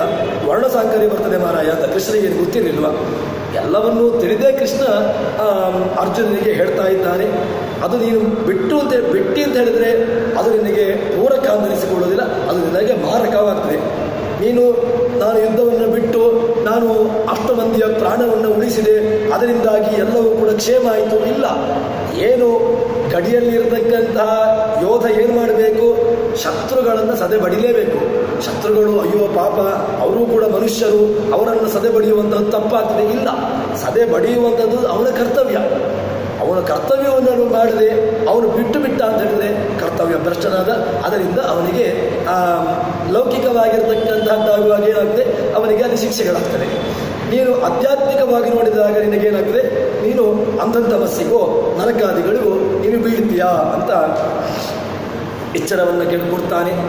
ಇದನ್ನು ಮಾಡಿದ್ರಿಂದಾಗಿ ಸಾತ್ವಿಕನೇ. ನೀನು ಕೊಂದರೂ ಕೂಡ ಸಾತ್ವಿಕನೇ. ಹೇಗೆ ಗಡಿಯಲ್ಲಿ ಶತ್ರುಗಳನ್ನು ಸಂಹಾರ ಮಾಡಿದರೆ ಅದು ಸಾತ್ವಿಕನ ಕೇಳಿದ್ರೆ ಸಾತ್ವಿಕನೇ. ಯಾಕೆ? ಅದು ರಾಜಸವಲ್ಲ, ತಾಮಸವಲ್ಲ. ಅವರನ್ನು ಕೊಲ್ಲೇಬೇಕಾಗಿರ್ತಕ್ಕ ನಿಯಮ, ಅದರಿಂದ ಅದು ಸಾತ್ವಿಕ ಅಂತ ಅನಿಸಿಕೊಳ್ತದೆ. ಅದು ರಾಜಸವಲ್ಲ, ತಾಮಸವೂ ಅಲ್ಲ. ಇನ್ನೊಂದು ಹೇಳ್ತಾನೆ, ನ ದ್ವೇಷ್ಟ್ಯ ಕುಶಲಂ ಕರ್ಮ ಕುಶಲೇ ನಾನುಷಜ್ಯತೆ ತ್ಯಾಗಿ ಸಪ್ತಮ ಸಮಾವಿಷ್ಟ ಮೇಧಾವಿ ಛಿನ್ನ ಸಂಶಯ. ಕೃಷ್ಣ ಹೇಳ್ತಾನೆ, ಈ ಸತ್ವಗುಣದಿಂದ ಯಾರೆಲ್ಲ ಚೆನ್ನಾಗಿ ಇರ್ತಾರೋ, ಸಾತ್ವಿಕರು ಅಂತ ಯಾರು ಇರ್ತಾರೋ ಅವರಿಗೆ ಹೇಗಿರ್ತದೆ ಅಂತ ಕೇಳಿದ್ರೆ ಸಾತ್ವಿಕರ ಸ್ವಭಾವ ಗೊತ್ತೇ ಇರ್ತದೆ. ಅವರನ್ನು ಸತ್ವಗುಣ ಇದ್ದಾಗ ಪರಮಾತ್ಮನ ಬಗ್ಗೆ ಚೆನ್ನಾಗಿ ಪರಮಾತ್ಮನ ಬಗ್ಗೆ ತಿಳ್ಕೊಂಡಿರ್ತಾರೆ. ಪರಮಾತ್ಮನ ಪರ ಅಪರ, ಒಂದು ಪರತತ್ವ, ಒಂದು ಅಪರತತ್ವ. ಭಗವಂತನ ಬಗ್ಗೆಯೂ ಗೊತ್ತಿರ್ತದೆ, ಇನ್ನು ಭಗವಂತನ ಭಿನ್ನವಾಗಿರತಕ್ಕಂತಹ ಉಳಿದಂತಹ ಜಗತ್ತಿನ ಸೃಷ್ಟಿಯಾದಿಗಳಿಗೂ ಕೂಡ ಅವರಿಗೆ ಚೆನ್ನಾಗಿ ಅರಿವಿರ್ತದೆ. ಅದರ ಬಗ್ಗೆ ಚೆನ್ನಾಗಿ ಮನದಟ್ಟು ಮಾಡಿಕೊಂಡಿರ್ತಾರೆ. ಈ ರೀತಿಯಾಗಿರ್ತಕ್ಕಂಥ ತತ್ವಜ್ಞಾನಿ ಅವನು ಪರ ಮತ್ತು ಅಪರತತ್ವಗಳ ವಿಷಯದಲ್ಲಿ ಚೆನ್ನಾಗಿ ತಿಳ್ಕೊಂಡಿರ್ತಾನೆ, ಸಂಶಯ ಇರುವುದಿಲ್ಲ. ಮತ್ತೇನು ಕೇಳಿದ್ರೆ ತಾನು ಮಾಡತಕ್ಕಂತಹ ಕರ್ಮವನ್ನು ಭಗವಂತನಿಗೇ ನೇರವಾಗಿ ಭಗವಂತನಿಗೇ ಅರ್ಪಿಸ್ತಾ ಇರ್ತಾನೆ. ಸಮರ್ಪಣಾ ಬುದ್ಧಿ. ನಾವೇನೆಲ್ಲ ಮಾಡ್ತೇವೆ ಎಲ್ಲವನ್ನೂ ಕೂಡ ಭಗವದರ್ಪಣ ಬುದ್ಧಿಯಿಂದ ಮಾಡಬೇಕು. ಈ ಜೀವನ ಭಗವದರ್ಪಿತ ಅಂತ ಆ ರೀತಿಯಾಗಿರ್ತಕ್ಕಂತಹ ವ್ಯವಸ್ಥೆಯನ್ನು ನಂಬಿಕೊಂಡು ನಾವು ಕರ್ಮವನ್ನು ಮಾಡ್ತಾ ಹೋದೆವು ಅಂತ ಹೇಳಿದ್ರೆ ನಮ್ಮ ಜೀವನ ಅದು ಅತ್ಯಂತ ಅದ್ಭುತವಾಗಿರೋದು ನಡೀತಿರುವಂತಹದ್ದು. ಇದು ಪರಮಾತ್ಮ ತತ್ವಜ್ಞಾನಿಗೆ ಹೀಗಿರ್ತಾನೆ. ಪರತತ್ವಗಳ ಅಪರತತ್ವಗಳ ಜ್ಞಾನ ಮತ್ತು ಭಗವದರ್ಪಣ ಬುದ್ಧಿ. ಇನ್ನೊಂದು ಏನು ಅಂತ ಕೇಳಿದ್ರೆ ವಿಹಿತ ಕರ್ಮ ಆಚರಣೆ. ಕೃಷ್ಣ ಯಾಕೆ ಇಷ್ಟೊಂದು ವಿಹಿತ ಕರ್ಮಕ್ಕೆ ಒತ್ತು ಕೊಡ್ತಾ ಇದ್ದ ಅಂತ ಕೇಳಿದ್ರೆ, ನೀನು ಕರ್ಮವನ್ನು ಬಿಟ್ಟು ಇರಲಿಕ್ಕಾಗೋದಿಲ್ಲ ಎಂಬ ವಿಷಯವನ್ನು ಅದು ಉಪನಿಷತ್ತುಗಳು ಹೇಳಿದೆ. ಉಪನಿಷತ್ತುಗಳ ಹೇಳಿದ್ದನ್ನು ಕೃಷ್ಣ ಇಲ್ಲಿ ಮತ್ತೆ ಪುನಃ ಅದನ್ನು ನೆನಪಿಸ್ತಾ ಇದ್ದಾನೆ. ಉಪನಿಷತ್ತುಗಳು ಅನಾದಿಯಾಗಿರ್ತಕ್ಕಂಥದ್ದು, ಅದು ಯಾರಿಂದಲೂ ರಚಿತವಾಗಿರ್ತಕ್ಕಂಥದ್ದಲ್ಲ. ಆ ಉಪನಿಷತ್ತುಗಳಲ್ಲಿ ಹೇಳಿರ್ತಕ್ಕಂತಹ ತತ್ವಗಳನ್ನು ಕೃಷ್ಣ ಇಲ್ಲಿ ಅರ್ಥವನ್ನು ಮಾಡಿಸ್ತಾ ಇದ್ದಾನೆ. ಉಪನಿಷತ್ತುಗಳು ವೇದಗಳು ಕೆಲವೆಲ್ಲ ಓದಲಿಕ್ಕೆ ಇಲ್ಲ ಅಂತ ಒಂದು ನಿಯಮವನ್ನು ಹೇಳ್ತಾರೆ. ವೇದಾದಿಗಳು ಸ್ತ್ರೀಯರಿಗೆ ಅಧಿಕಾರ ಇಲ್ಲ, ವೇದಾದಿಗಳ ಅಧ್ಯಯನವನ್ನು ಮಾಡಬಾರದು ಅಂತ. ವೇದಾದಿಗಳ ಅಧ್ಯಯನ ಮಾಡಬಾರ್ದು ಅಂತ ಹೇಳಿದಾಗ ಆದ್ದರಿಂದ ಅವರಿಗೆ ಮೋಕ್ಷವೇ ಇಲ್ವಾ ಅಂತ ಕೇಳಿದ್ರೆ ಮೋಕ್ಷ ಇದೆ. ಹೇಗೆ ಮೋಕ್ಷ ಅಂತ ಕೇಳಿದ್ರೆ ಮಹಾಭಾರತವನ್ನು ಅಧ್ಯಯನ ಮಾಡ್ಬೋದು, ರಾಮಾಯಣವನ್ನು ಅಧ್ಯಯನ ಮಾಡ್ಬೋದು. ರಾಮಾಯಣ ಮಹಾಭಾರತ ಭಗವದ್ಗೀತೆಗಳೆಲ್ಲವೂ ಕೂಡ ಈ ವೇದಗಳ ಸಾರ. ವೇದಗಳಲ್ಲಿ ಏನು ಹೇಳಿದೆಯೋ ಅದನ್ನು ಇಲ್ಲಿ ವ್ಯವಸ್ಥಿತವಾಗಿ ಕೃಷ್ಣ ಹೇಳ್ತಾ ಬರ್ತಾನೆ. ಇಲ್ಲಿ ಏನು ಹೇಳ್ತಾ ಹೇಳಿದ್ರೆ ನಿಯತಂಗುರು ಕರ್ಮತ್ತು ಅಂತ ಹೇಳಿದ್ದೇನು? ಕರ್ಮಣ್ಯೇವಾಧಿಕಾರಸ್ಥೆ ಅಂತ ಏನರ್ಥ? ಕೃಷ್ಣ ಅಲ್ಲಿ ಉಪನಿಷತ್ತು ಹೇಳುವಂತಹದ್ದು ನಾನು ಕರ್ಮವನ್ನು ಬಿಟ್ಟು ಈಶಾವಾಸ್ಯ ಉಪನಿಷತ್ತು ಅದನ್ನು ನಮಗೆ ಎಚ್ಚರಿಸ್ತದೆ. ಕರ್ಮ ಮಾಡಿಕೊಂಡೇ ನೀನು ಮೋಕ್ಷವನ್ನು ಹೊಂದುವಂತಹದ್ದು. ಕರ್ಮವನ್ನು ಬಿಟ್ಟು ಕೇವಲ ಜ್ಞಾನ ಮಾರ್ಗವನ್ನು ಆಶ್ರಯಿಸಿಕೊಂಡು ಮೋಕ್ಷವನ್ನು ಹೊಂದುತ್ತೇನೆ ಅಂತ ಹೇಳಲಿಕ್ಕೆ ಆಗೋದಿಲ್ಲ. ಕರ್ಮದ ಜ್ಞಾನ ಮಾತು ಹೊಂದಿ. ಕರ್ಮವನ್ನು ಮಾಡಿದಾಗ ಜ್ಞಾನ ಬರ್ತದೆ, ಜ್ಞಾನ ಬಂದಾಗ ಮೋಕ್ಷ ಎಂಬುದು ಅದು ನಿಶ್ಚಿತ. ಅದರಲ್ಲಿ ಮತ್ತೆ ಯಾವುದೇ ರೀತಿಯಾಗಿ ಅಡೆತಡೆಗಳಿಲ್ಲ ಅಂತ ಹೇಳ್ತಾರೆ. ಅದಕ್ಕೋಸ್ಕರ ವಿಹಿತ ಕರ್ಮವನ್ನು ಮಾಡು. ಅದು ಎಷ್ಟೇ ಶ್ರಮ ಸಾಧ್ಯ ಆಗಲಿ. ಹಿಂದೆ ರಾಜಸವನ್ನು ಹೇಳುವಾಗ ಹೇಳಿದಲ್ವ, ಇಲ್ಲ ಶ್ರಮ, ದೇಹಕ್ಕೆ ಆಯಾಸ, ಕಷ್ಟ ಹೇಳಿಕೊಂಡು ಬಿಟ್ಟು ಬಿಟ್ಟು ಅಂತ ಹೇಳಿದರೆ ಅದು ರಾಜಸ. ಹಾಗೆ ಹೇಳಿಕೊಂಡು ನೀನು ಕರ್ಮವನ್ನು ತ್ಯಾಗ ಮಾಡಬಾರ್ದು. ಅದು ಎಷ್ಟೇ ಶ್ರಮ ಸಾಧ್ಯ ಆದರೂ ಕೂಡ ನೀನು ಆ ಕಾಲಕ್ಕೆ ಅದು ಸುಖ ಅಂತ ಅನಿಸಿಕೊಳ್ಳದೇ ಇರ್ಬೋದು, ಆದರೆ ಒಂದೊಂದು ಕಾಲಕ್ಕೆ ಅದು ಸುಖ ಅಂತ ಎನಿಸಿಕೊಳ್ಳದೆ ಅದರಿಂದ ನಿನಗೆ ಮೋಕ್ಷವೇ ಸಿಗುವಂತಹದ್ದು ಅಂತ ಹೇಳಿಕೊಂಡು ಹೇಳ್ತಾನೆ. ಮೇಧಾವಿ ಚಿನ್ನ ಸಂಶಯ. ಈ ರೀತಿಯಾಗಿರ್ತಕ್ಕಂತಹದ್ದನ್ನು ಯಾರೂ ಕೂಡ ದ್ವೇಷಿಸೋದಿಲ್ಲ, ಅದನ್ನು ನಿಷ್ಠೆಯಿಂದ ಮಾಡಿಕೊಂಡು ಹೋಗ್ತಾನೆ. ಪರಮಾತ್ಮ ತತ್ವಜ್ಞಾನಿಗೆ ಅವನು ಮಾಡ್ತಾನೆ ಅಂತ ಹೇಳಿದರೆ ಏನು ವಿಶೇಷ ಇಲ್ಲ. ಯಾಕೆ? ತತ್ವಜ್ಞಾನಿ ಅವನಿಗೆ ಹೇಳುವಂಥದ್ದೇ. ಅವನಿಗೆ ಭಗವಂತನ ಜ್ಞಾನ ಬಂದಿದೆ ಅಂತ ಹೇಳಿದ ಮೇಲೆ ಅವನ ಕೆಲಸವನ್ನು ಅವನು ನಿಯತ್ತಾಗಿ ಮಾಡಿಕೊಂಡು ಹೋಗ್ತಾ ಇರ್ತಾನೆ. ಇದು ಎಲ್ಲಿ ಅಂತ ಕೇಳಿದ್ರೆ ನಮ್ಮಂಥವರಿಗೆ ಆಗುವಂತಹದ್ದು. ನಾವು ಕರ್ಮದಲ್ಲಿ ತುಂಬ ಹಿಂದೆ. ಏನು ಕರ್ಮ ಅಂತ ಹೇಳಿದರೆ ಅದು ಇದು ಅಂತಲ್ಲ. ಸಂಧ್ಯಾವಂದನೆಯೂ ಕರ್ಮ, ದೇವರ ಪೂಜೆಯೂ ಒಂದು ಕರ್ಮ, ಅಧ್ಯಯನವೂ ಒಂದು ಕರ್ಮ. ಇದರೆಲ್ಲ ನಮ್ಮದು ವ್ಯವಸ್ಥೆಗಳು. ಇದನ್ನೆಲ್ಲ ನಾವು ಬಿಟ್ಟು ಏನೋ ನೋಡುವ ದೇವರು ಸಿಕ್ಕಿದ್ರೆ ಸಿಗ್ತಾನೆ ಅಂತ ಹೇಳಿಕೊಂಡು ಆ ರೀತಿಯಾಗಿ ನಾವು ಪಲಾಯನವಾದಿಗಳಾಗ್ತೇವೆ. ಅಥವಾ ಪಲಾಯನವಾದಿ ಅಂತ ಹೇಳೋದಕ್ಕಿಂತಲೂ ಕೂಡ ಅವಕಾಶವಾದಿಗಳು ಅಂತ ಹೇಳಿದ್ರೆ ಚೆನ್ನಾಗಿರ್ತದೆ. ಯಾವುದು ನಮಗೆ ಸರಿ ತರಿಸದೆ ಅದನ್ನು ಮಾಡುವಂತಹದ್ದಾಗ್ತದೆ ಅಂತ ಹೇಳ್ತಾನೆ. ಮುಂದೆ ಏನು ಹೇಳ್ತಾನೆ ಅಂತ ಕೇಳಿದ್ರೆ, ನೀನು ನಹಿ ದೇಹಭೃತ ಶಕ್ಯಂ ತ್ಯಕ್ತುಂ ಕರ್ಮಾಣಿ ಅಶೇಷತಃ ಯಸ್ತು ಕರ್ಮ ಫಲತ್ಯಾಗಿ ಸತ್ಯಾಗಿ ಇತ್ಯಭಿಧೀಯತೆ. ಯಾರೆಲ್ಲ ದೇಹಗಳು ದೇಹಿಯಿಂದ ಯಾರೆಲ್ಲ ದೇಹ ಉಳ್ಳವರು ಅವರೆಲ್ಲರೂ ದೇಹಿಗಳು. ದೇಹ ಉಳ್ಳವರು ದೇಹಿಗಳು, ನಾವೆಲ್ಲರೂ ಕೂಡ ದೇಹಿಗಳು. ನಹಿ ದೇಹಭೃತ ಶಕ್ಯಂ, ಯಾರೆಲ್ಲ ದೇಹವನ್ನು ಧರಿಸಿಕೊಂಡಿದ್ದಾರೋ ಅವರು ಯಾರೂ ಕೂಡ ಕರ್ಮವನ್ನು ಬಿಟ್ಟು ಬಿಡಲಿಕ್ಕೆ ಸಾಧ್ಯವೇ ಇಲ್ಲ. ಕರ್ಮ ಒಂದು ಕ್ಷಣ ನಾವು ಇದ್ದೇವೆ ಅಂತ ಹೇಳಿದ್ರೆ ಏನಾದರೂ ಒಂದು ಕರ್ಮವನ್ನು ಮಾಡ್ತಾ ಇರ್ತೇವೆ. ಉದಾಹರಣೆಗೆ ಇದು ಒಂದು ರೀತಿಯಾಗಿರ್ತಕ್ಕ ನಾವು ಮಾತಾಡ್ತಾ ಇರ್ತೇವೆ. ಮಾತನಾಡುವಾಗ ಕೈಯ ಚಲನೆ ಅಥವಾ ಇನ್ನಿತರ ಹೀಗೆ ಚಲನೆಗಳು ಆಗ್ತವೆ. ಅದು ಒಂದು ರೀತಿಯಾಗಿರ್ತಕ್ಕಂತಹ ಕರ್ಮವನ್ನು ಬಿಟ್ಟು ಒಬ್ಬ ದೇಹಿ ಇರ್ಲಿಕ್ಕೆ ಸಾಧ್ಯವೇ ಇಲ್ಲ ಅಂತ ಹೇಳ್ತಾನೆ. ಅಂದರೆ ಏನಾಯಿತು, ಕರ್ಮವನ್ನು ಬಿಟ್ಟು ಇರ್ಲಿಕ್ಕಾಗೋದಿಲ್ಲ ಅಂತ ಹೇಳಿದ ಮೇಲೆ ಜೀವನ ಪಾಡನ್ನು ಹೇಳಲಿಕ್ಕೂ ಸಾಧ್ಯ ಇಲ್ಲ. ಕರ್ಮವನ್ನು ಮಾಡ್ತಾನೆ ಇರ್ತಾನೆ. ಅದು ಅನಂತವಾಗಿರ್ತಕ್ಕಂತಹ ಕರ್ಮ, ಅನಂತ ಜೀವರಾಶಿಗಳಿಗೆ ಬೇಕಾದಷ್ಟು ಅವನು ಕರ್ಮವನ್ನು ಮಾಡ್ತಾನೆ. ನಹಿ ದೇಹಭೃತ ಶಕ್ಯಂ ತ್ಯಕ್ತುಂ ಕರ್ಮಾಣಿ, ಕರ್ಮವನ್ನು ಬಿಡ್ಲಿಕ್ಕಾಗೋದೇ ಇಲ್ಲ. ಅಶೇಷತಃ ಸ್ವಲ್ಪ ಲೇಷವನ್ನು ಬಿಟ್ಟು ಬಿಡ್ತೇನೆ ಇಲ್ಲ, ಅವನು ಸ್ವಲ್ಪವೂ ಬಿಡ್ಲಿಕ್ಕಾಗೋದಿಲ್ಲ. ಅವನು ಮಾಡ್ತಾನೆ ಇರ್ತಾನೆ, ಏನಾದರೂ ಒಂದು ಕೆಲಸವನ್ನು ಕರ್ಮವನ್ನು ಮಾಡ್ತಾ ಇರ್ತಾನೆ. ಎಷ್ಟು ಕರ್ಮಫಲತ್ಯಾಗಿ ಸತ್ಯಾಗಿ, ಆದರೆ ಕರ್ಮವನ್ನು ಮಾಡಿದರಿಂದಾಗಿ ತ್ಯಾಗಿ ಧರಿಸಿಕೊಳ್ಬೇಕಲ್ವ. ಕರ್ಮ ಏನಾಗ್ತದೆ, ಕರ್ಮ ಬಂಧನಕ್ಕೆ ಕಾರಣ. ಬಂಧನ ಆದರೆ ಮತ್ತೆ ಪುನಃ ಇಲ್ಲಿ ಹುಟ್ಟುವುದು, ಸಾಯುವುದು, ಹೀಗೆ ತಿರುಗ್ತಾ ಇರಬೇಕಾಗ್ತಲ್ವ ಅಂತ ಹೇಳಿದ್ರೆ ಹೇಳ್ತಾನೆ, ನಿನಗೆ ಸುಲಭ, ಏನೂ ಸಮಸ್ಯೆ ಇಲ್ಲ. ಒಂದು ನೀನು ಮಾಡಬೇಕು. ಏನು ಮಾಡಬೇಕು ಅಂತ ಕೇಳಿದ್ರೆ, ಎಷ್ಟು ಕರ್ಮ ಫಲತ್ಯಾಗಿ, ಕರ್ಮವನ್ನು ಮಾಡು, ಫಲವನ್ನು ಬಿಟ್ಟು ಬಿಡು.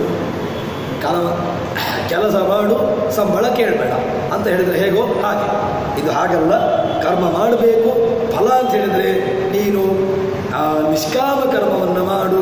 ನಿಷ್ಕಾಮ ಕರ್ಮವನ್ನು ಮಾಡಿ ತನ್ಮೂಲಕವಾಗಿ ನಿನಗೆ ಭಗವಂತ ನಿಶ್ಚಿತವಾಗಿಯೂ ಸಿಗ್ತಾನೆ. ಯಾರು ಇಂತಹ ಈ ತ್ಯಾಗ ಬುದ್ಧಿ ಉಳ್ಳವನಾಗ್ತಾನೋ, ಯಾರು ಈ ತ್ಯಾಗ ಬುದ್ಧಿ ಉಳ್ಳವನೋ ಅವನೇ ನಿಜವಾದ ತ್ಯಾಗಿ. ನಾವು ತ್ಯಾಗಿ ತ್ಯಾಗಿ ತ್ಯಾಗಿ ಅಂತ ಹೇಳಿದ್ರೆ ಯಾರನ್ನೋ ತ್ಯಾಗ ಅಂತ ಹೇಳ್ತೇವೆ, ಏನೇನೋ ಬಿಟ್ಟವರನ್ನು ತ್ಯಾಗಿ ಅಂತ ಹೇಳ್ತೇವೆ. ಯಾರು ತ್ಯಾಗಿಗಳು, ವಾಸ್ತವಿಕವಾಗಿ ತ್ಯಾಗಿ ಶಬ್ದ ಯಾರನ್ನು ಹೇಳ್ತದೆ ಅಂತ ಕೇಳಿದರೆ ಎಲ್ಲ ನಮೇ ಕರ್ಮ ಫಲೇ ಸ್ಪೃಹ, ಕರ್ಮದ ಭಗವಂತನಿಗೆ ಹೇಳುವಂಥ ವಾಕ್ಯ. ನನಗೆ ಕರ್ಮದ ಫಲದಲ್ಲಿ ಆಸಕ್ತಿ ಇಲ್ಲ. ಮತ್ತು ಕರ್ಮವನ್ನು ಬಿಟ್ಟು ಬಿಡು ಅಂತ ಹೇಳಿದಾಗ, ಕರ್ಮದಲ್ಲಿ ಆಸಕ್ತಿ ಬಿಡು ಅಂತ ಹೇಳಿದಾಗ ಭಗವಂತನಿಗೆ ಏನಾದರೂ ಕರ್ಮವನ್ನು ಮಾಡಿ ನಾವು ಅವನಿಗೆ ಕರ್ಮವನ್ನು ಮಾಡಿ ಅವನಿಗೆ ಹೊಟ್ಟೆ ತುಂಬಿಸಬೇಕಾ? ಅವನಿಗೆ ಬೇಕಾಗಿಲ್ಲ. ನೀನು ಕರ್ಮವನ್ನು ಮಾಡಿದರೆ ಅವನಿಗೆ ಹೊಟ್ಟೆ ತುಂಬಬೇಕು ಅಂತ ಏನಿಲ್ಲ. ನೀನು ನಿನ್ನ ಜೀವನ, ನಿನ್ನ ಏನು ಕೆಲಸ ಏನು, ನಿನ್ನ ಇದಕ್ಕೋಸ್ಕರವಾಗಿ ನೀನು ಕರ್ಮವನ್ನು ಮಾಡು. ಕರ್ಮವನ್ನು ಮಾಡುವಾಗ ಆಸಕ್ತಿಯನ್ನು ಬಿಟ್ಟು ಬಿಡು. ಇದು ಹೇಳಲಿಕ್ಕೆ ಸುಲಭ. ಆದರೂ ಕೂಡ ಒಂದಲ್ಲ ಒಂದು ಜೀವನದಲ್ಲಿ ಯಾವುದೋ ಒಂದು ಮತ್ತೆ ಪುನಃ ನಾವು ಬಂದಾಗಲೂ ನಮ್ಮ ಭಗವಂತ ಈ ರೀತಿಯಾಗಿ ನಮ್ಮ ಕೈಯಿಂದ ಮಾಡಿಸಲಿ ಅಂತ ಹೇಳಿಕೊಂಡು ಪ್ರಾರ್ಥನೆಯನ್ನು ಮಾಡಬೇಕಷ್ಟೇ. ಎಷ್ಟು ಕರ್ಮ ಫಲತ್ಯಾಗಿ ಸತ್ಯಾಗಿ ಇತ್ಯಭಿಧೀಯತೆ. ಅವನು ಈ ರೀತಿಯಾಗಿರ್ತಕ್ಕಂಥವನೇ ತ್ಯಾಗಿ ಧರಿಸಿಕೊಳ್ತಾನೆ ಅಂತ ಹೇಳ್ತಾನೆ. ಅನಿಷ್ಟಂ ಇಷ್ಟಂ ಮಿಶ್ರಂಚ ತ್ರಿವಿಧಂ ಕರ್ಮಣಃ ಫಲಂ ಭವತ್ಯಾಗಿ ಪ್ರೇತ್ಯ ಗತಸನ್ಯಾಸಿನ ಕ್ವಚಿತ್. ಈಗ 3 ರೀತಿಯಾಗಿರ್ತಕ್ಕಂಥ ವ್ಯವಸ್ಥೆ ಉಂಟು. ಏನು ಅಂತ ಕೇಳಿದ್ರೆ ಅನಿಷ್ಟ ಪುಣ್ಯ, ಇಷ್ಟ ಪುಣ್ಯ, ಮಿಶ್ರ ಅಂತ. ನರಕಾದಿಗಳು ಅನಿಷ್ಟ. ನರಕಾದಿಗಳನ್ನು ಯಾರೂ ಕೂಡ ಬಯಸೋದಿಲ್ಲ. ನಾವು ಯಾರಾದರೂ ಕೂಡ ನಾನು ನರಕಕ್ಕೆ ಹೋಗಬೇಕು ಅಂತ ಹೇಳಿಕೊಂಡು ಕರ್ಮವನ್ನು ಮಾಡ್ತಾನೋ ಅಥವಾ ಏನಾದರೂ ಒಂದು ಕೆಲಸವನ್ನು ಮಾಡ್ತಾನೆ, ಯಾರೂ ಬಯಸೋದಿಲ್ಲ.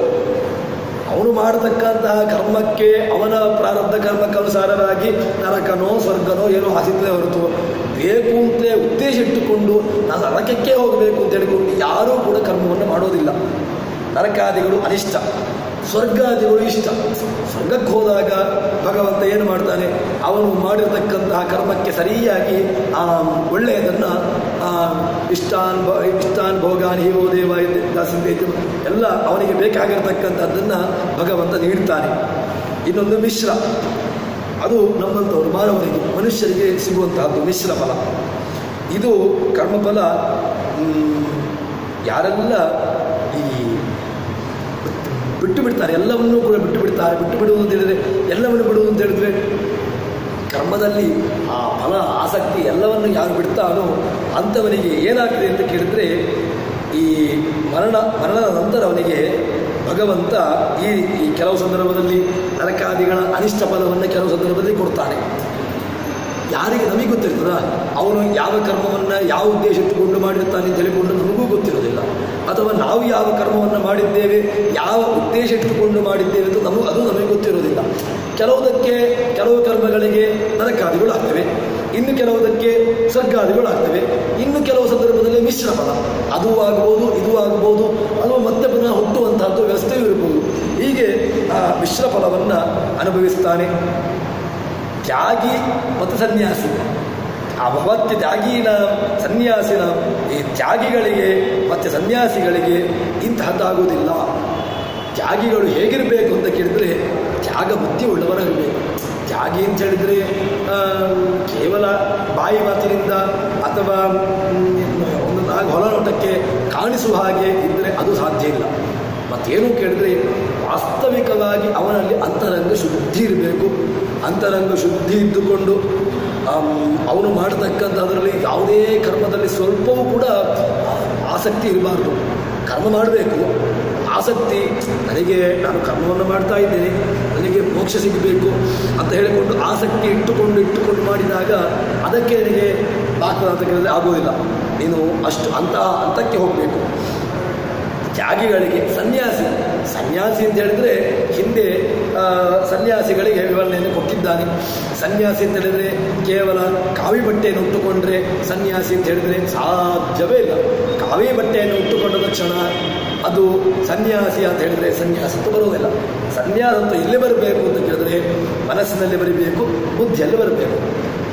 ಮನಸ್ಸಿನಲ್ಲಿಯೂ ಕೂಡ ಬಿಡುವಂತಹ ಒಂದು ವ್ಯವಸ್ಥೆಯನ್ನು ಮಾಡಿಕೊಳ್ಬೇಕು. ಮತ್ತು ಮಾನಸಿಕವಾಗಿಯೂ ಕೂಡ ಆ ಧೀಶಕ್ತಿಯಲ್ಲಿಯೂ ಕೂಡ ತನ್ನ ಮನಸ್ಸನ್ನು ಗಟ್ಟಿಯಾಗಿ ಅವನು ಹಿಡಿದಲ್ಲಿಟ್ಟುಕೊಳ್ಬೇಕು. ಯಾರು ಈ ಎರಡನ್ನ ಮಾಡಿಲ್ವೋ ಬುದ್ಧಿಯೂ ಸ್ಥಿಮಿತದಲ್ಲಿಲ್ಲ, ಮನಸ್ಸೂ ಸ್ಥಿಮಿತದಿಲ್ಲ. ಕೇವಲ ಹೊರನೋಟಕ್ಕೆ ಕಾವಿ ಬಟ್ಟೆಯನ್ನು ಉಟ್ಟುಕೊಂಡು ನಾನು ಸನ್ಯಾಸಿ ಅಂತ ಹೇಳಿದರೆ ಅದು ಆಗುವುದಿಲ್ಲ. ಮತ್ತೇನು ಸನ್ಯಾಸ ಚೆನ್ನಾಗಿ ಬಿಡುವುದು. ಏನು ಚೆನ್ನಾಗಿ ಬಿಡುವುದು? ಯಾವುದರಲ್ಲಿಯೂ ಕೂಡ ಆಸಕ್ತಿ ಇರಬಾರ್ದು. ಯಾವುದರಲ್ಲೂ ಆಸಕ್ತಿ ಇರಬಾರ್ದು. ದೇವರಲ್ಲೂ ಆಸಕ್ತಿ ಇರಬಾರ್ದು ಇಲ್ಲ. ದೇವರಲ್ಲಿ ಆಸಕ್ತಿ, ಕರ್ಮದಲ್ಲಿಯೂ ಆಸಕ್ತಿ. ಕರ್ಮದಲ್ಲಿ ಆಸಕ್ತಿ ಹೇಗೆ? ತನ್ನ ಉಚಿತವಾಗಿರತಕ್ಕಂತಹ ದೇವ ಪೂಜೆ, ತನ್ನ ಸ್ವಾಧ್ಯಾಯ, ಪ್ರವಚನ, ಪಾಠ ಇತ್ಯಾದಿಗಳಲ್ಲಿ ಆಸಕ್ತಿ ಇಟ್ಟುಕೊಂಡು ತಾನು ಮಾಡಿಕೊಂಡು ಬಂದ ಅಂತ ಹೇಳಿದ್ರೆ ಆವಾಗ ಅವನಿಗೆ ನಿಶ್ಚಿತವಾಗಿಯೂ ಕೂಡ ಮೋಕ್ಷ ಅದು ಸಿಗ್ತದೆ. ತ್ಯಾಗಿಗಳಿಗೆ ಸನ್ಯಾಸಿಗಳಿಗೂ ಕೂಡ ಈ ರೀತಿಯಾಗಿ ಅನಿಷ್ಟವೂ ಆಗುವುದಿಲ್ಲ, ಸ್ವರ್ಗಾದಿಗಳು ಆಗುವುದಿಲ್ಲ. ಯಾಕೆ? ಸ್ವಾಭಾವಿಕವಾಗಿ ಅವರ ಮನಸ್ಸು ಶುದ್ಧಿ ಇರ್ತದೆ ಅಂತ ಕೃಷ್ಣ ಹೇಳ್ತಾರೆ. ಆಗಿನ ಕಾಲದಲ್ಲಿ ಹಾಗಿತ್ತು. ಈಗಿನ ವ್ಯವಸ್ಥೆಯಲ್ಲಿ ಎಷ್ಟಿದ್ದಾರೆ ಅಂತ ನಾವು ಯೋಚನೆ ಮಾಡುವಂತಹದ್ದು ನಮ್ಮ ಮಂದಮತಿಗೆ ಅದನ್ನು ಯೋಚನೆ ಮಾಡಲಿಕ್ಕೆ ಬರೋದಿಲ್ಲ. ಕೆಲವರು ಜೀವನ ಯೋಗ್ಯತೆ ನಾವು ಯಾರು ಅಳಿಯುವುದು? ಜೀವನ ಸ್ವರೂಪವನ್ನು ನಾವು ಅಳಿಲಿಕ್ಕಿದೆಯಾ? ಯಾವ ಜೀವರಾಶಿ ಯಾವ ಉತ್ತಮವಾಗಿರ್ತಕ್ಕಂತಹದ್ದು, ಯಾರ್ದು ಅಧಮವಾಗಿರ್ತಕ್ಕಂತಹ ಜೀವರಾಶಿ ಅಂತ ನನಗೆ ನಾನು ಯಾರು ಅಂತಲೇ ಗೊತ್ತಿಲ್ಲ, ಅಹಂ ಯಾರು ಅಂತಲೇ ಗೊತ್ತಿಲ್ಲ. ಇನ್ನು ಇದ್ದವರನ್ನು ಅಳೆಯುವಂತಹ ವ್ಯವಸ್ಥೆ ನಮಗೆ ಹೇಳಲಿಲ್ಲ. ಆದರೂ ಕೂಡ ಕೃಷ್ಣ ಹೇಳಿದ ಸನ್ಯಾಸಿಗಳು ಅವರು ಮಾತ್ರ ಆಗಬೇಕು ಅಂತಿಲ್ಲ. ನೀನು ಸನ್ಯಾಸಿ ಆಗ್ಬೋದು. ಹೇಗೆ ಸನ್ಯಾಸಿ ಆಗ್ಬೋದು? ಸನ್ಯಾಸಿ ಆದ ತಕ್ಷಣ ನಾನು ಗಂಡ ಹೆಂಡತಿಯನ್ನು ಬಿಟ್ಟು ಓಡಿ ಹೋಗ್ತೇನೆ ಅಂತ ಹೇಳಿದ್ರೆ ಅದನ್ನು ಸನ್ಯಾಸ. ನಿನಗೆ ಒಳಗಿರ್ತಕ್ಕಂತಹ ಕಾಮಕ್ರೋಧಾದಿಗಳ ನ್ಯಾಸ, ವಿಷಯದಲ್ಲಿ ವೈರಾಗ್ಯ, ಭಗವಂತನಲ್ಲಿ ಆಸಕ್ತಿ, ಇದನ್ನು ನೀನು ಮಾಡಿಕೊಂಡು ಬಂದ್ರಿ ಅಂತ ಹೇಳಿದ್ರೆ ನಿನಗೆ ಆವಾಗ ನೀನು ಕೂಡ ವಾಸ್ತವಿಕವಾಗಿ ಸನ್ಯಾಸಿ ಶಬ್ದಕ್ಕೆ ಅರ್ಹ ಅಂತ ಹೇಳ್ತಾನೆ. ಇನ್ನು ಜ್ಞಾನ ಭಕ್ತ್ಯಾದಿಗಳ ತ್ಯಾಗಿಗಳಿಗೂ ಸನ್ಯಾಸಿಗಳಿಗೂ ಅಪರೋಕ್ಷ ಜ್ಞಾನ ಹೇಗೆ ಅಂತ ಕೇಳಿದ್ರೆ ಜ್ಞಾನ ಭಕ್ತ್ಯಾದಿಗಳು ಅವರು ಭಕ್ತಿಯಿಂದ ಅಧ್ಯಯನ ಮಾಡ್ತಾರೆ. ಅಧ್ಯಯನದಿಂದಾಗಿ ಜ್ಞಾನವನ್ನು ಪಡ್ಕೊಳ್ತಾರೆ. ಜ್ಞಾನದಿಂದಾಗಿ ಅದನ್ನು ತಮ್ಮ ಮನಸ್ಸಿನಲ್ಲಿ ಅಂತರಂಗದಲ್ಲಿ ಅದನ್ನು ಆ ಭಗವಂತನನ್ನು ಕಾಣುವಂತಹ ಪ್ರಾಮಾಣಿಕ ಪ್ರಯತ್ನವನ್ನು ಮಾಡ್ತಾರೆ. ಪ್ರಾಮಾಣಿಕ ಪ್ರಯತ್ನವನ್ನು ಮಾಡಿದಾಗ ಭಗವಂತ ಅವರಿಗೆ ಕಾಣಿಸಿಕೊಡ್ತಾನೆ. ಅದರಿಂದ ಏನಾಯಿತು, ಅವರಿಗೆ ಈ ಜಡವಾಗಿರತಕ್ಕಂತಹ ದೇಹ ಅದು ನಷ್ಟವಾಯಿತು. ತನ್ಮೂಲಕವಾಗಿ ಅವರಿಗೆ ಮೋಕ್ಷ ಅದು ನಿಶ್ಚಿತ ಅಂತ ಹೇಳ್ತಾನೆ. ಜ್ಞಾನಭಕ್ತ್ಯಾದಿಗಳ ಮೂಲಕವಾಗಿ ಅವರಿಗೆ ಅಪರೋಕ್ಷ ಜ್ಞಾನ. ಇನ್ನೊಂದು ಏನು ಅಂತ ಕೇಳಿದ್ರೆ, ಹಿಂದೆ ಈ ಮಾತನ್ನು ಹೇಳಿದ್ದ, ಜ್ಞಾನಿಗಳು ಕರ್ಮವನ್ನು ಮಾಡ್ತಾರಲ್ವ. ಪ್ರಶ್ನೆ ಏನು ಅಂತ ಕೇಳಿದ್ರೆ, ಜ್ಞಾನಿಗಳು ಕರ್ಮ ಮಾಡ್ತಾರೆ ಬೇಡ, ಮುಕ್ತರು ಕೂಡ ಕರ್ಮ ಮಾಡ್ತಾರೆ. ಈಗ ಮುಕ್ತರಾಗಿರ್ತಕ್ಕಂಥವರು ಇದ್ದಾರೆ, ಭಗವಂತನನ್ನು ಸೇರಿದವರು. ಮುಕ್ತರು ಅಂತ ಹೇಳಿದರೆ ಭಗವಂತನನ್ನು ಸೇರಿದವರು. ಮುಕ್ತರು ಕರ್ಮವನ್ನು ಮಾಡ್ತಾರಲ್ವ, ಸಂಧ್ಯಾ ವಂದನೆ ಮಾಡ್ತಾರೆ, ದೇವರನ್ನು ಸ್ತೋತ್ರ ಮಾಡ್ತಾರೆ, ಅಲ್ಲಿ ದೇವರ ಬಗ್ಗೆ ಗೀತೆಗಳನ್ನು ಅಥವಾ ಇತ್ಯಾದಿಯೋ ವೇದ ಇತ್ಯಾದಿಗಳನ್ನೆಲ್ಲ ಹಾಡ್ತಾರೆ. ಅವರಿಗೆ ಅದರಿಂದ ಏನು ಪ್ರಯೋಜನ ಏನು? ನಮಗಾದರೂ ಕೂಡ ಏನು ಪ್ರಯೋಜನ ಹೇಳ್ಬೋದು.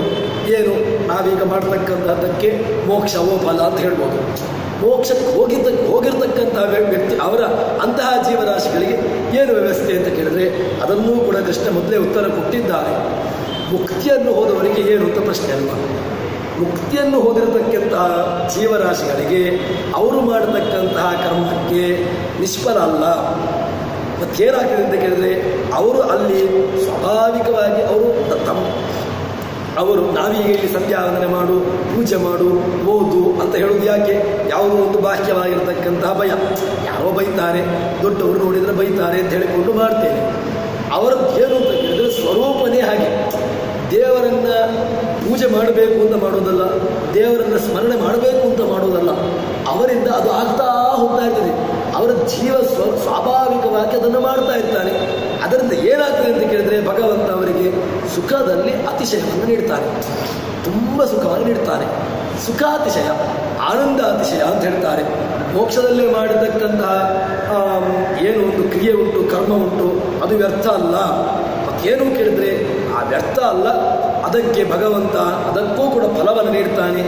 ಸುಖದಲ್ಲಿ ಅತಿಶಯ, ಆನಂದಾತಿಶಯ, ಆನಂದದಲ್ಲಿ ಅತಿರೇಕ. ಉದ್ರೇಕವಾಗಿರತಕ್ಕಂತಹ ಆನಂದವನ್ನು ಆ ಮುಕ್ತರಾಗಿರ್ತಕ್ಕಂತಹ ಜೀವರಾಶಿಗಳಿಗೆ ಭಗವಂತ ನೀಡ್ತಾನೆ ಅಂತ ಹೇಳ್ತಾರೆ. ಇನ್ನೊಂದು ಈ ಸನ್ಯಾಸಿ ಮತ್ತು ತ್ಯಾಗಿ ಅದನ್ನು ಒಂದು ಸ್ವಲ್ಪ ಹೇಳ್ತಾರೆ. ಪರೇಚ್ಛಾಯವೇ ಕಾಮ್ಯಂ ಕರ್ಮ ಕುರಿಯೋ ನತು ಕ್ವಚಿತ್ ನ್ಯಾಸಿನೋ ನಾಮತೆ ಅನ್ಯೇಭ್ಯ ಪರತ್ಯಾಗಿಭ್ಯ ಉತ್ತಮಃ. ಈಗ ತ್ಯಾಗಿಗೂ ಸನ್ಯಾಸಿಗೂ ಏನು ವ್ಯತ್ಯಾಸ ಅಂತ ಕೇಳಿದ್ರೆ, ಅವನು ತ್ಯಾಗಿ, ಅವನು ಸ್ವಂತಕ್ಕೆ ಫಲಾಪೇಕ್ಷೆಯಲ್ಲಿದ್ದರೂ ಕೂಡ ಪರರಿಗೋಸ್ಕರ ಮಾಡ್ತಾನಂತೆ ತ್ಯಾಗ. ನಾನು ನನಗೆ ಬರುವಾಗಿಲ್ಲ, ಅವನಿಗೋಸ್ಕರ ಅಂತ ಹೇಳಿಕೊಂಡು ಅವನು ಮಾಡ್ತಾನಂತೆ. ಆದರೆ ಸನ್ಯಾಸಿಗಳೇ ಅವರಿಗೂ ಒಳ್ಳೆಯದಾಗಬೇಕು ಅಂತಿಲ್ಲ, ನನಗೂ ಬೇಕಾಗಿಲ್ಲ, ಅವರಿಗೂ ಬೇಕಾಗಿಲ್ಲ. ಭಗವಂತನಂತ ಸುಮ್ಮನೆ ಭಗವಂತನನ್ನು ಅವರನ್ನು ಸ್ತೋತ್ರ ಮಾಡ್ತಾನೇ ಇರ್ತಾರೆ. ಇದು ಸನ್ಯಾಸಿ ಅಂತ ಹೇಳಿದ್ರೆ ತುಂಬ ಎತ್ತರದ ಮಟ್ಟದ ಚಿಂತನೆ. ನಮಗೆ ಇಂತಹ ಈ ಚಿಂತನೆ ಉಳ್ಳಂಥವರು ತುಂಬ ದುರ್ಲಭ. ಈ ಚಿಂತನೆಯಲ್ಲಿ ಇದ್ದಾರೆ ಅಂತ ಹೇಳಿದ್ರೆ ಅವರು ತುಂಬ ಉತ್ತಮರು, ತುಂಬ ಎತ್ತರದ ಮಟ್ಟದಲ್ಲಿರುವವರು ಎಂಬುದನ್ನು ನಾವು ಅರ್ಥ ಮಾಡಿಕೊಳ್ಳಬೇಕು. ತಮ್ಮ ಸ್ವಂತಕ್ಕೂ ಫಲಾಪೇಕ್ಷೆ ಇಲ್ಲದೆ ಮಾಡದೆ ಇನ್ನೊಬ್ಬರಿಗೋಸ್ಕರ ಮಾಡುವವರು ತ್ಯಾಗಿಗಳು. ಮತ್ತು ಇನ್ನೊಂದು ಏನು ಅಂತ ಕೇಳಿದ್ರೆ, ಸನ್ಯಾಸಿಗಳು ಯಾರು ಅಂತ ಕೇಳಿದ್ರೆ ಅವರು ಪರನಿಗೂ ಒಳ್ಳೆಯದಾಗಬೇಕು ಅಂತಿಲ್ಲ, ಹಾಗಿರ್ಬೇಕಂತೆ. ಸನ್ಯಾಸಿಗಳಿಗೆ ಹೀಗೆ ಅಂತ ಹೇಳ್ತಾರೆ.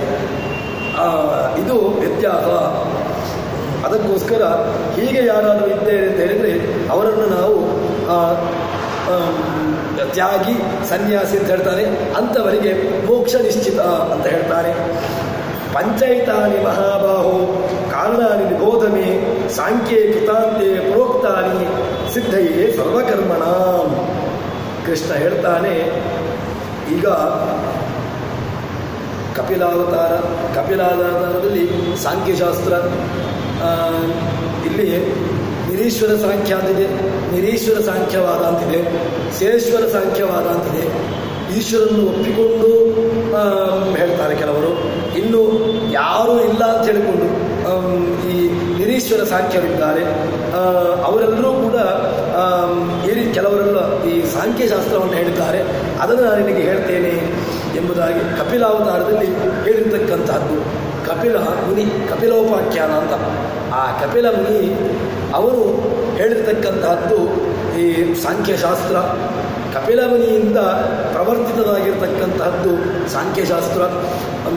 ಅದನ್ನು ನಿನಗೆ ಹೇಳ್ತೇನೆ ಎಂಬುದನ್ನು ಕೃಷ್ಣ ಹೇಳ್ತಾನೆ. ಕಪಿಲಾವತಾರವೂ ಕೂಡ ಕೃಷ್ಣನಿಗೂ ಕಪಿಲಾವತಾರಕ್ಕೂ ಏನು ಇದಿಲ್ಲ. ಕಪಿಲನೂ ಅವನೇ, ಕೃಷ್ಣನೂ ಅವನೇ. ನೇಹನ ಅಸ್ತಿ ಕಿಂಚನ. ಕೃಷ್ಣನ ಕಪಿಲಾವತಾರಕ್ಕೂ ವ್ಯತ್ಯಾಸ ಇಲ್ಲ, ಕೃಷ್ಣಾವತಾರಕ್ಕೂ ವ್ಯತ್ಯಾಸ ಇಲ್ಲ. ಅದಕ್ಕೋಸ್ಕರವಾಗಿ ಆ ಕರ್ಮ ಏನು ಅಲ್ಲಿರ್ತಕ್ಕಂತಹ ವಿಷಯಗಳನ್ನು ನಾನು ನಿನಗೆ ತಿಳಿಸ್ತೇನೆ ಎಂಬುದಾಗಿ ಹೇಳ್ತಾ ಇದ್ದಾನೆ.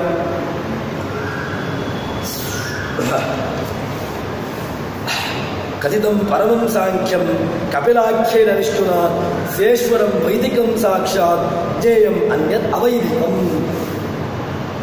ಈ ವೈದಿಕ ಅವೈದಿಕ ಸಾಂಖ್ಯ ಅಂತ ಏನು? ವೈದಿಕ ಸಾಂಖ್ಯ ಅವೈದಿಕ ಸಾಂಖ್ಯ ಅಂತ ಹೇಳಿದರೆ, ಈ ಕಪಿಲ ಮುನಿಯಿಂದ ಹೇಳಿರತಕ್ಕಂತಹದ್ದು ಅದು ಸಾಂಖ್ಯಶಾಸ್ತ್ರ, ಅದು ವೈದಿಕ ಸಾಂಖ್ಯ. ಕಪಿಲ ಮುನಿ ಹೇಳಿರತಕ್ಕಂತಹದ್ದು ಅದು ಸೇಶ್ವರ ಸಾಂಖ್ಯ. ಅಂದರೆ ಭಗವಂತನನ್ನ ಅಸ್ತಿತ್ವವನ್ನ ಒಪ್ಪಿಕೊಂಡು ಅದನ್ನು ಮೂಲವನ್ನಾಗಿಟ್ಟುಕೊಂಡು ಬಂದಿರತಕ್ಕಂತಹದ್ದು ಅದು ಕಪಿಲ ಸಾಂಖ್ಯ.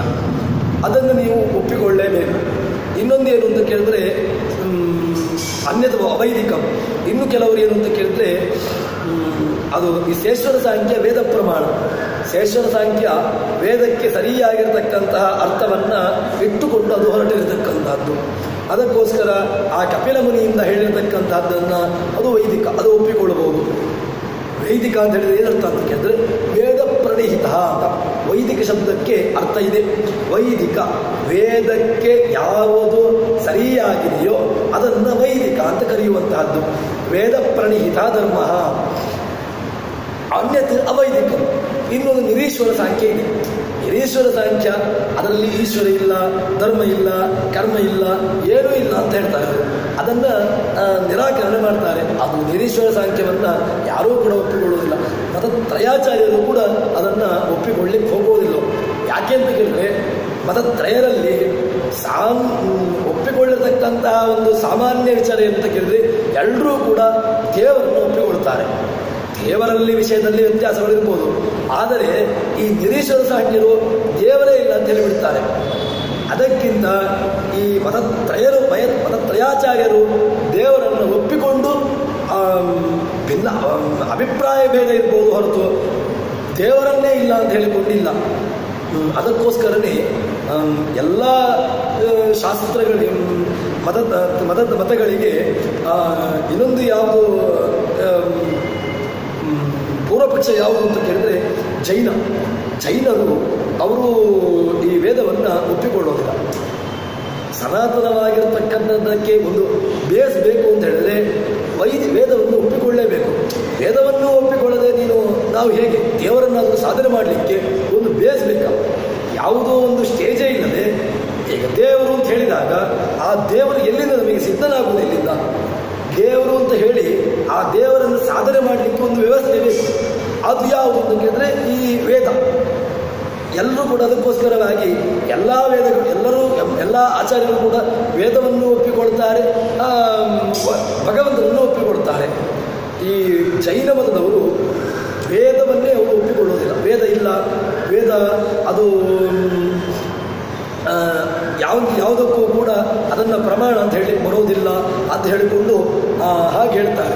ಅದಕ್ಕೋಸ್ಕರವಾಗಿ ಆ ಜೈನ ಮತವನ್ನು ನಿರಾಕರಣೆ ಮಾಡ್ತಾರೆ ಎಲ್ಲ ಆಚಾರ್ಯರು ಕೂಡ. ಈ ಕಪಿಲ ಪ್ರಣೀತವಾಗಿರತಕ್ಕಂತಹ ಸಾಂಖ್ಯಶಾಸ್ತ್ರ ಅದು ಕಪಿಲ ರೂಪಿ ಪರಮಾತ್ಮ. ಕಪಿಲ ಅಂತ ಒಬ್ಬ ಮುನಿ ಇದ್ದ. ಅಲ್ಲಿ ಆ ಮುನಿಯಿಂದ ಬಂದಿರತಕ್ಕಂಥದ್ದು ನಿರೀಶ್ವರ ಸಾಂಖ್ಯ, ಅದನ್ನು ಹೇಳ್ತಾರೆ. ಇನ್ನೊಬ್ಬ ಕಪಿಲ ಎಂಬ ಸಾಕ್ಷಾತ್ ಪರಮಾತ್ಮನ ರೂಪವಾಗಿರತಕ್ಕಂತಹ ಅಲ್ಲಿಂದ ಉಂಟಾಗಿರತಕ್ಕಂತಹ ಶಾಸ್ತ್ರ ಅದು ವೈದಿಕ. ಅದನ್ನು ಹೇಳ್ಬೋದು, ಒಪ್ಪಿಕೊಳ್ಳಬಹುದು ಅಂತ ಹೇಳ್ತಾನೆ. ಅಧಿಷ್ಠಾನಂ ತಥಾ ಕರ್ತ ಕರ್ಣಂಚ ಪೃಥಗ್ವಿಧಂ ವಿವಿಧಾಶ್ಚ ಪೃಥಕ್ ಚೇಷ್ಟ ದೈವಂ ಚೈವ ಅತ್ರ ಪಂಚಮಂ. 5 ಕಾರಣಗಳು. ಯಾವುದು 5 ಕಾರಣಗಳು? 5 ಕಾರಣಗಳನ್ನು ಹೇಳಬೇಕು ಅಂತ ಹೇಳಿದ್ದ. ಏನು ಅಂತ ಕೇಳಿದ್ರೆ ಪಂಚೈತಾರಿ ಮಹಾಬಾಹೋ ಕಾರಣಾನಿ ಬೋಧಮೇ. 5 ಕಾರಣಗಳು ಉಂಟು ಅಂತ ಹೇಳಿದಲ್ವಾ. ಯಾವುದು 5 ಕಾರಣಗಳು ಅಂತ ಹೇಳಿದರೆ, ಒಂದು ಅಧಿಷ್ಠಾನ, ಒಂದು ಕರ್ತೃ, ಒಂದು ಕರಣ, ಒಂದು ಇನ್ನೊಂದು ಏನು ಅಂತ ಕೇಳಿದ್ರೆ ಇಂದ್ರಿಯಗಳು, ಹೀಗೆ ಅಥವಾ ಇನ್ನೊಂದು ಸಾಧನಗಳು, ಬೇರೆ ಬೇರೆ ಸಾಧನಗಳಿದೆ. ಇದೆಲ್ಲ 5 ಇದೆ.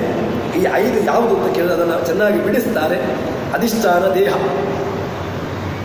ಇದೊಂದು ಭೂಮಿ, ಇದೆಲ್ಲ ದೇಹ ಎಂಬುದು ಒಂದು ಅಧಿಷ್ಠಾನ. ಏನಾದರೂ ಒಂದು ಕೆಲಸ ಮಾಡಬೇಕು ಅಂತ ಹೇಳಿದ್ರೆ ದೇಹ ಬೇಕು. ದೇಹ ಇಲ್ಲದೆ ಒಂದು ವಾದವನ್ನು ಹಿಂದೊಮ್ಮೆ ಹೇಳುವಾಗ ಹೇಳಿದ್ದೆ. ದೇವರನ್ನು ನಿರೂಪ ಅಂತ ಹೇಳ್ತಾರೆ, ನೀರೂಪ ಅಂತ. ದೇವರಿಗೆ ರೂಪ ಇಲ್ಲ ಅಂತ. ರೂಪ ಇಲ್ಲದೆ ಇರತಕ್ಕಂತಹ ಭಗವಂತನನ್ನು ಯಾಕೆ ನಾವು ನೋಡಬೇಕು ಅಂತ. ದೇವರಿಗೆ ರೂಪ ಇಲ್ಲ, ರೂಪ ಇಲ್ಲದೆ ಇರತಕ್ಕಂಥ ಭಗವಂತನಿಗೆ ಯಾಕೆ ಇದೆಲ್ಲ ಬೇಕು? ಭಗವಂತ ನೀರೂಪ ಅಲ್ಲ, ಭಗವಂತನಿಗೆ ದೇಹ ಉಂಟು. ಆದರೆ ದೇಹ ಉಂಟು ಅಂತ ಹೇಳಿದ ತಕ್ಷಣ ನಮ್ಮ ರೀತಿ ದೇಹ ಉಂಟು ಅಂತ ಕಲ್ಪನೆ ಮಾಡಬೇಡಿ. ಅಪರಾಕೃತ ಅದ್ಭುತವಾಗಿರತಕ್ಕಂಥ ದೇಹ ಉಂಟು ಅಂತ ಕಲ್ಪನೆ ಮಾಡಿದರೆ ನಮಗೆ ಚಿಂತನೆಗೆ ಅದು ಉಪಕಾರಿ ತಾಗ್ರೆ ಅಂತ ಹೇಳಿಕೊಂಡು ದೇಹ ಬೇಕು. ಇನ್ನೊಂದು ಭೂಮಿ, ನಾವು ಏನೇ ಒಂದು ಕರ್ಮವನ್ನು ಮಾಡುವಂತಹದ್ದು ಇದೊಂದು ರೀತಿಯಾಗಿರ್ತಕ್ಕಂಥ ಅಧಿಷ್ಠಾನ, ಭೂಮಿ ಎಂಬುದು ಅಧಿಷ್ಠಾನ. ಇನ್ನು ಕರ್ತ, ಒಂದು ಸ್ವತಂತ್ರ ಕರ್ತೃ, ಅಸ್ವತಂತ್ರ ಕರ್ತೃ. ಸ್ವತಂತ್ರ ಕರ್ತೃರಾಗಿರ್ತಕ್ಕಂತಹ ಭಗವಂತ, ಅಸ್ವತಂತ್ರರಾಗಿರ್ತಕ್ಕಂತಹ ನಮ್ಮಂತಹ ಜೀವರಾಶಿಗಳು ಇದು. ಇನ್ನು ಕರಣಗಳು ಯಾವುದು? ಇಂದ್ರಿಯಗಳು, ಕಣ್ಣು, ಕಿವಿ, ಮೂಗು, ನಾಲಿಗೆ, ಬಾಯಿ, ಇದೆಲ್ಲವೂ ಕೂಡ ಇಂದ್ರಿಯಗಳು. ಇನ್ನು ಯಜ್ಞಕ್ಕೆ ಬೇಕಾಗಿರತಕ್ಕಂಥ ಸಾಧನೆಗಳು, ಸೃಕು, ಸೃವ, ಪ್ರಣೀತೆ, ಹೀಗೆ ಯಜ್ಞಕ್ಕೆ ಬೇಕಾಗಿರೋ ಕರ್ಣ, ಅದು ಕೂಡ ಒಂದು ರೀತಿಯಾಗಿರ್ತಕ್ಕಂತಹ ಕರ್ಮ. ಯಜ್ಞ ಮಾಡಬೇಕು, ಯಜ್ಞ ಕರ್ಮ ಮಾಡಬೇಕಾದ್ರೆ ಅದಕ್ಕೂ ಕೂಡ ಕೆಲವೆಲ್ಲ ಸಾಧನೆಗಳು ಬೇಕು.